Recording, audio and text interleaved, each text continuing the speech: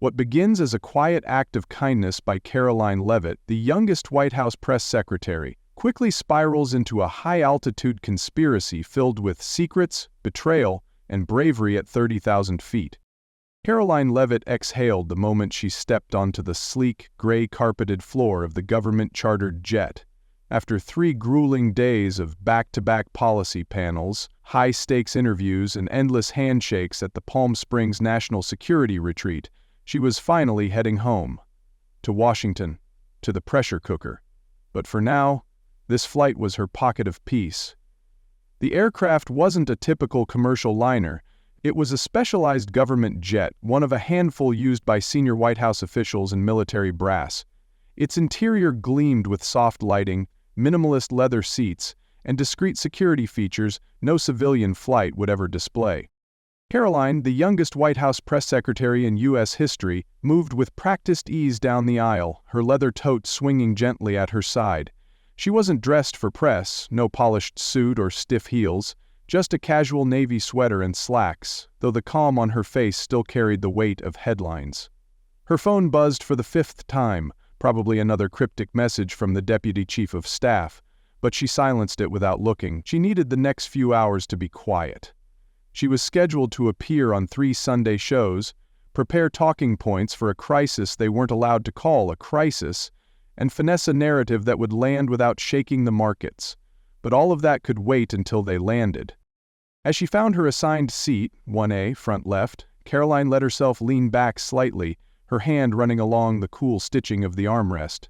The hum of the engines was steady, lulling. Across the aisle sat a 2-star general reading a briefing binder. Behind her, an Energy Department official already had earbuds in, lost in something ambient. Most of the passengers were quiet, either exhausted from the same retreat, or trained to behave like ghosts in motion, and that suited her just fine. She placed her tote beneath the seat and retrieved a small leather notebook, scribbling a few bullet points she wanted to remember later. Something about reshaping language, on economic resilience. But just as she capped her pen, movement at the front of the jet caught her attention. An older man had just boarded, guided by a civilian crew member. He moved slowly, hunched, but with a posture that suggested discipline hadn't quite left him.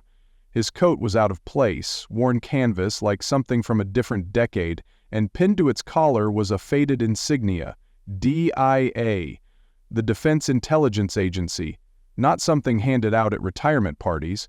Karoline watched as he steadied himself against a seat, blinking as if the lighting disoriented him. There was something quietly haunting in the way he moved, like a man who had traveled far but not in miles.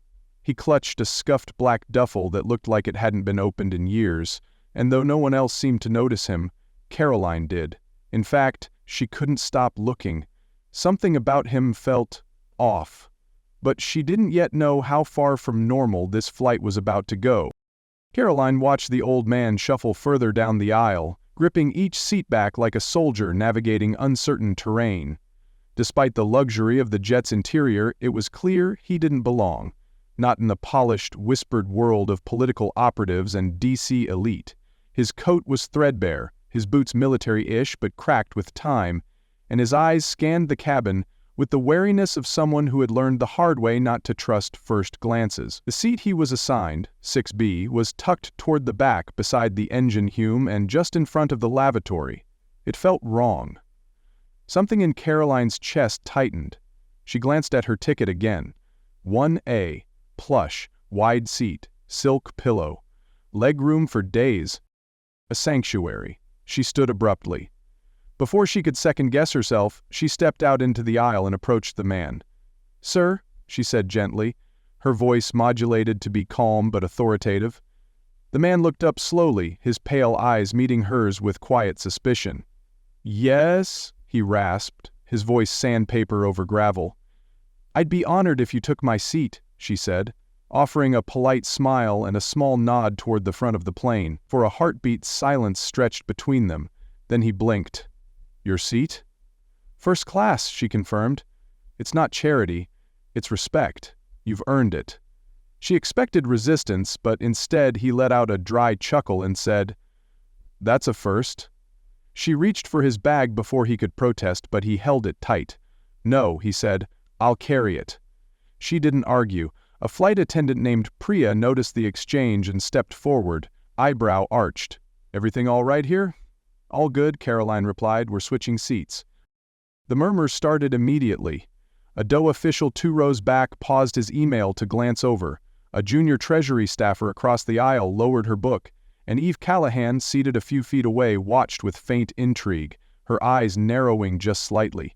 Karoline gave Rourke, she didn't know his name yet but it would be etched into her mind soon enough, a nod as he made his way up to 1A. She followed behind, past the confused glances, past the polite smiles that only half-covered Washington curiosity.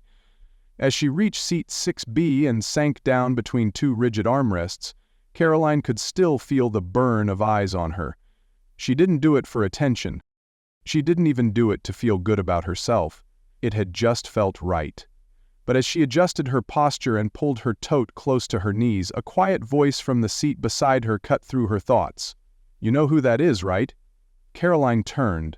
The woman, mid-30s, sharp cheekbones, a glint of mischief behind her glasses, was looking not at Karoline but toward 1A. "The man you just gave your seat to?" she asked, casually, like someone commenting on the weather. Karoline shook her head.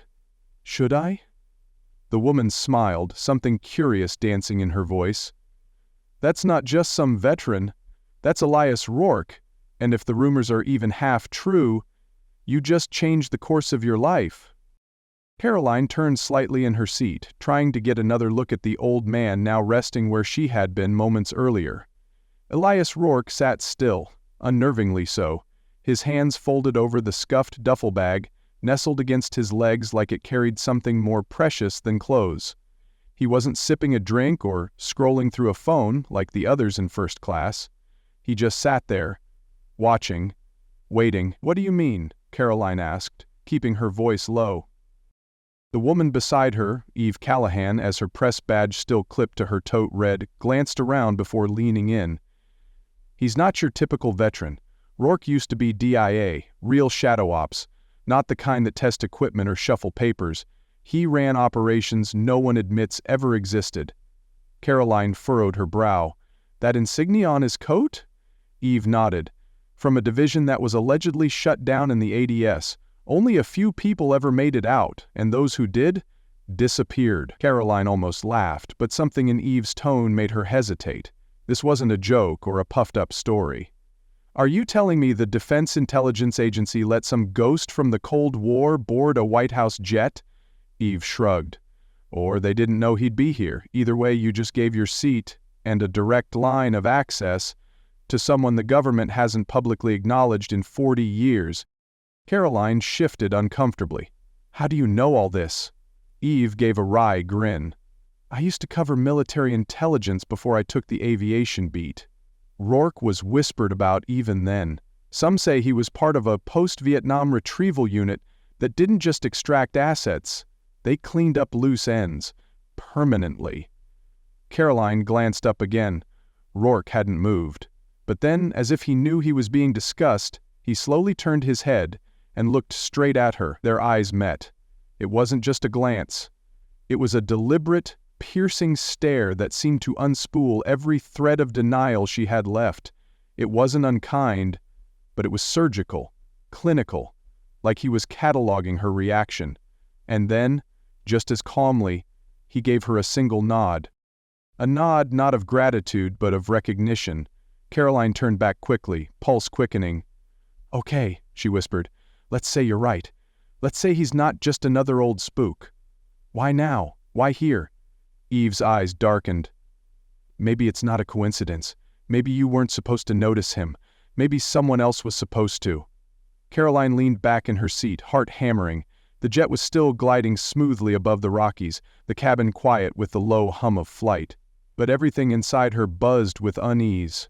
Somewhere between Palm Springs and Andrews, she had stepped into something, and if Eve was right, it had already started. And Karoline Leavitt, press secretary to the President of the United States, had just become part of a story no one was supposed to tell. The jet had reached cruising altitude when the tension became palpable, not through turbulence, but in the stillness. Something was wrong, and Karoline could feel it in her bones.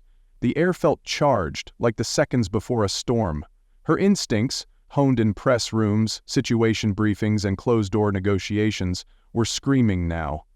Just then the intercom crackled, and the pilot's voice came through, oddly flat. "Ladies and gentlemen, this is your captain. We've been instructed to enter a holding pattern over Colorado airspace. Nothing to worry about, just a routine systems check from air traffic control."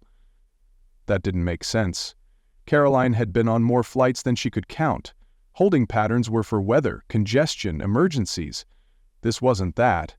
And the way the captain had delivered the message, it lacked the easy cadence of a man in control. It sounded scripted. Eve leaned closer, eyes narrowing. "Systems check? That's vague enough to mean anything." Or, "Nothing." Karoline nodded, pulse picking up.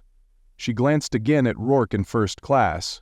Still calm, still unmoving, still clutching that duffel like it held the last remnants of truth. Then, out of the corner of her eye, she saw Damien Vexler, the man in the tailored suit near the front, seated just one row behind where Karoline's seat had been. He stood now, slowly, like someone not trying to draw attention but completely comfortable knowing people would notice him. He moved down the aisle with measured confidence, his eyes fixed directly on Karoline. He stopped just beside her row and flashed a badge, Federal Flight Oversight Division, something most people would blink past without questioning. But Karoline's job was to question things that looked official, and this smelled off. "Ms. Leavitt, I'm going to need a moment of your time." Karoline glanced at Eve, who was already frozen, brows raised. "Why?" Karoline asked, schooling her tone. "Routine passenger verification. We're conducting a quiet security sweep mid-flight, nothing serious." That was a lie. She could see it in the way his fingers twitched, nervous energy masked by protocol. Before she could respond, a hand reached out and grabbed her wrist. Karoline turned sharply. Rourke had appeared, ghost-like, beside her row. His grip was surprisingly firm for someone his age. He didn't say much, just leaned in close enough that only she could hear. "Don't go with him," he whispered, eyes flashing. "Not him. Not now." Her blood turned cold. "Why?" she hissed. "They're not who they say they are." And with that he turned and walked back toward his seat. Vexler stood there, watching. "Ms. Leavitt, I'm going to have to insist you come with me." Karoline smiled, tight-lipped. "With respect, I've flown this route a dozen times and never once been asked for mid-air verification. I think I'll stay in my seat." The tension between them crystallized. He didn't push further. Instead, he offered a slow nod and returned to the front of the cabin. But Karoline didn't relax. She could feel it now, pressure building beneath the surface. Eve whispered, "That wasn't a request, that was a warning." Karoline didn't answer. Her eyes flicked back to the front, to where Vexler now sat motionless, back ramrod straight, and behind that, behind a locked cockpit door, something else was happening. Something no press briefing could prepare her for. This wasn't politics, this was survival. And Karoline Leavitt had just been marked. Karoline didn't move for several minutes after Vexler returned to the front of the cabin. Her mind was racing, trying to piece together what she had just stepped into. The polished calm of the flight was beginning to feel more like a stage set, too quiet, too perfectly controlled. She looked toward Elias Rourke, who was back in seat 1A, still sitting with the quiet patience of someone who had already accepted the weight of time. But there was tension in the way his fingers now gripped the duffel bag resting at his feet. He wasn't relaxed. He was preparing. For what, she didn't know yet. She stood, carefully, deliberately. Eve looked up. "What are you doing?" Karoline's voice was low. "Getting some answers." She moved quietly through the aisle, ignoring the subtle glances from passengers and crew. When she reached 1A, Rourke saw her coming. Without hesitation, he lifted his hand and motioned for her to sit in the empty seat beside him. Karoline didn't hesitate. As soon as she sat, he leaned in and spoke in a voice just above a whisper, like a confession wrapped in steel. "You didn't have to give up your seat for me." "I know," Karoline replied. "But I did." Rourke nodded slowly, as if weighing something invisible between them. "You have no idea what you've walked into," he said. Karoline's pulse quickened. "Then explain it to me." Rourke's eyes scanned the cabin. They're watching me. Not because of what I've done, but because of what I carry. His gaze fell to the duffel. There's something in here. Something they don't want getting out. Karoline stiffened. Documents? He nodded. Files, records. And a drive. From operations that were never meant to exist.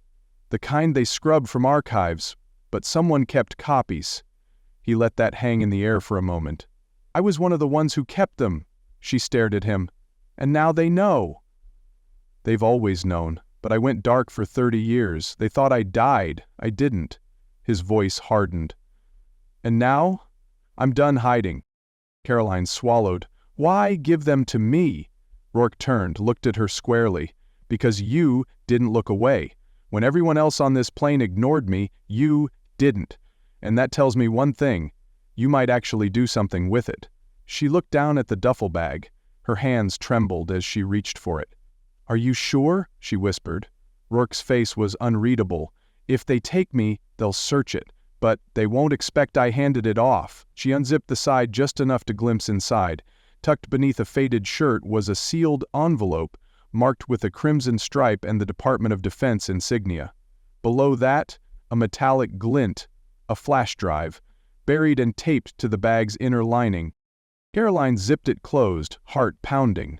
What's on it? She asked. Rourke shook his head. Some truths the country isn't ready for, but they're going to find out anyway. Before she could ask anything else, the intercom clicked again, this time with the same flattened voice from earlier. Ladies and gentlemen, this is your captain.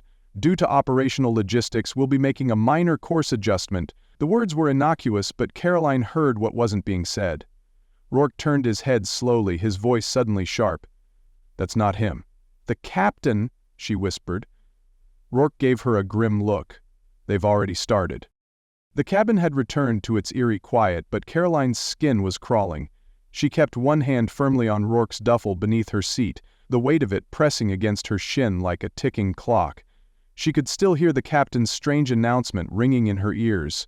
Too flat, too rehearsed. Rourke hadn't taken his eyes off the cockpit since then. His expression hardened into something beyond suspicion, and then, as if on cue, it happened. Damien Wexler rose again from his seat, joined now by a second man in a charcoal suit, clean-shaven, expression unreadable. They moved with unsettling precision, cutting through the aisle like scalpels through silence. Mr. Rourke, Wexler said calmly, we need a word. You'll come with us. Rourke didn't flinch. He stood slowly, methodically, not bothering to bring his bag. Karoline's chest tightened. Before stepping into the aisle, Rourke turned to her, and in a voice that barely carried, said, You remember what I told you, no matter what happens. Then he turned and followed the two men toward the front of the plane. The cockpit door unlatched with a quiet click, and the three of them disappeared behind it. The door locked behind them. A hum returned to the cabin, but now it sounded less like machinery and more like tension breathing. Karoline's breath came shallow. Passengers were beginning to murmur, some glancing around with furrowed brows, others pulling earbuds out, sensing the shift but not yet panicking. Eve leaned toward her. Where's his bag? Karoline nudged it subtly with her foot. Still here, she whispered. He left it for me.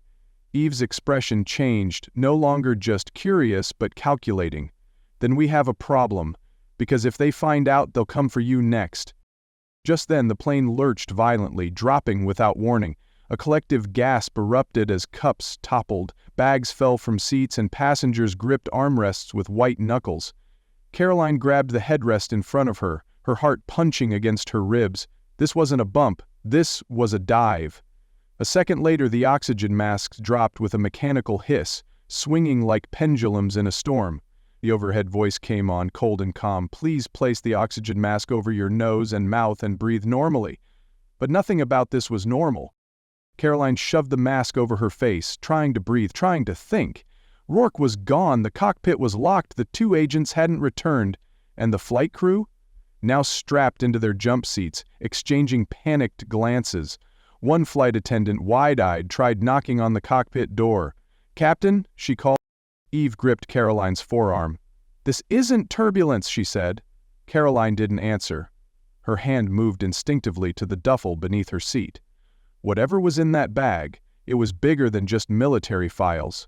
It was the reason Rourke was gone, the reason the plane had changed course, and she was now the last person alive who knew it even existed. Karoline's fingers gripped the edge of the seat as the plane steadied, the cockpit still disturbingly silent. Above her, oxygen masks dangled, swaying gently while passengers remained locked in a stunned, quiet panic. Her eyes darted to the front where the agents had taken Rourke. But it wasn't them who returned.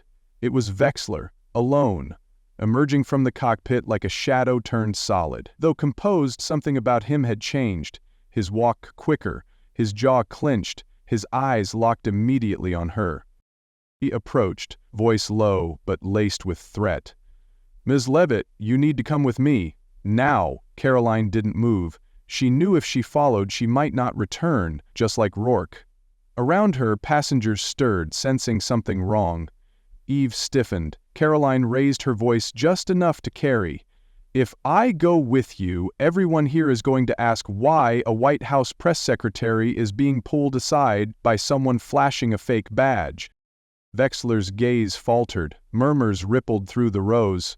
A few people stood, clearly listening. Karoline pressed further, her tone sharp. "Maybe you'd like to explain why the cockpit's been locked since Rourke entered it." The cabin grew tense. The nearby flight attendant hesitated, glancing between them. Wexler's grip on authority cracked. "I don't want trouble," Karoline added, now calm. "But I'm not disappearing mid-flight." For a beat, silence. Then Wexler stood, adjusting his jacket. "As you wish," he said coolly, "but we'll talk before we land." He turned and walked to the galley. Not the cockpit, arms crossed, watching her from a distance. Karoline exhaled, heart pounding. She looked to Eve. "You just bought yourself time," Eve whispered. Karoline nodded, but she knew time was running out, and every second counted now. The moment the real captain's voice broke through the intercom, raw, strained, and terrified, it shattered the last illusion of calm. "This is your captain," he said, then paused, as if being restrained. "Do not land this plane." Then, static, a gasp rippled through the cabin. A woman clutched her seat. A man up front unbuckled despite warnings. Karoline felt a cold chill bloom across her chest. That wasn't turbulence. That wasn't a systems check. That was a warning, delivered under duress. The plane shuddered again, not violently but enough to make her heart spike. She clutched Rourke's duffel tightly, its weight now feeling like something far heavier than fabric and paper. Eve leaned close, her voice hoarse. "He meant it. We're not supposed to land, they're diverting us." Karoline nodded slightly, her mind piecing it together. Rourke's vanishing, the cockpit's silence, the altered path, the staged professionalism of the agents. This wasn't an emergency, it was a quiet hijacking. Whoever those men were, they didn't need weapons to take over a plane. They had control, silence, deception.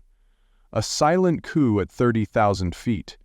And now Wexler, still standing at the front of the cabin, watched her with unreadable eyes. But this time she didn't just see confidence. She saw fear. Not of the situation, but of her. Of what she might do next. She acted quickly.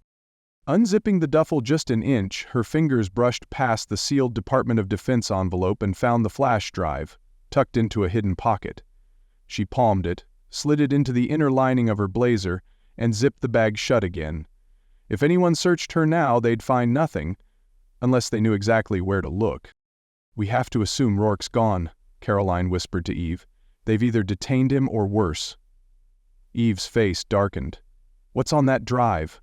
Karoline shook her head. "I don't know. But if they're willing to reroute an entire flight to stop it, it's not something they can afford to let surface."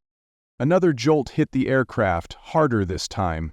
Not turbulence, a shift, descent. Karoline's eyes darted to the window. The ground looked unfamiliar. This wasn't Andrews Air Force Base. It wasn't even near it. "They're landing us off-grid," she muttered.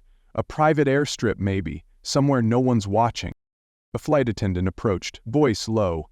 "We've lost internal comms. They're not answering from the cockpit. We think someone else is flying the plane." Karoline's breath caught.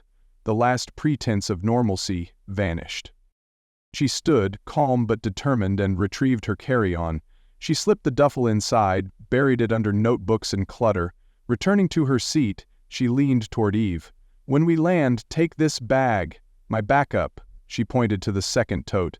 "Find a secure line, call this number." She handed over a smudged note card. "You'll reach the President's Chief of Staff.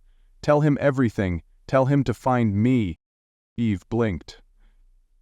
"You're not coming?" Karoline's eyes were hard. "If they realize I have the drive, I won't make it out. But if they think I'm just a witness, someone in the wrong place, they might stall." The landing gear lowered with a jolt. The descent steepened. Through the window, floodlights appeared. No terminal, no tower, just a cold strip of runway, surrounded by concrete and SUVs. The plane touched down with a hard, jarring impact. Wexler stood, straightening his cuffs. "Time to disembark, Miss Leavitt." Karoline gave a faint smile. "After you." As passengers filed toward the stairs, surrounded by silent, armed figures, Karoline caught Eve's eye one last time. No words, just a nod. Then she turned and stepped forward into the unknown. Some truths were never meant to land, but Karoline Leavitt had already made her choice, and she wasn't about to let it crash. The story of Karoline Leavitt's flight reveals a powerful lesson. Sometimes doing the right thing, no matter how small, can place you at the heart of something much larger.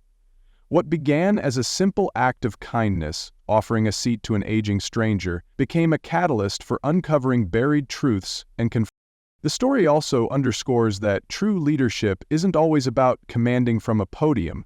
It's about having the courage to stand still when others run, to speak when silence is safer, and to protect truth even when it's inconvenient or terrifying. Karoline learned that, in a world of manipulation and quiet control, transparency is a form of resistance. The people who seem ordinary, the passengers, the overlooked, can be the last line of defense against those who operate in the dark. And ultimately, it's not titles or power that define heroes, but the choices they make when no one is watching and everything is on the line.